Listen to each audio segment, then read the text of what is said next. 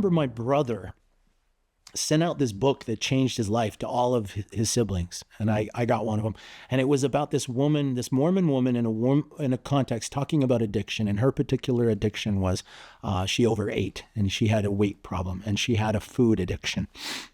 And she was talking about, as Mormons, we should have a better understanding of grace.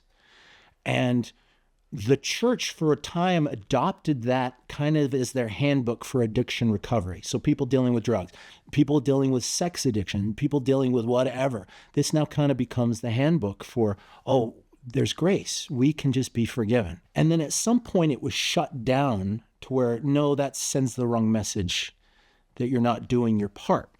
And I remember they pulled that book as the official book. But it had so affected his life that my brother now is sending me a book, and it says, in essence, that we as Mormons need to understand grace better.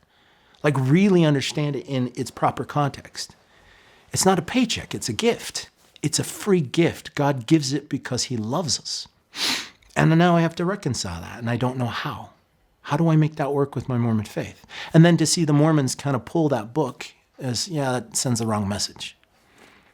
But it doesn't, because the Jesus I know of the New Testament was very gracious and did teach a message of grace. And then all of his apostles after him reaffirmed that same teaching. So now by the mouth of one or two or three or four or five witnesses, we're getting this message that's not exactly consistent with Mormonism.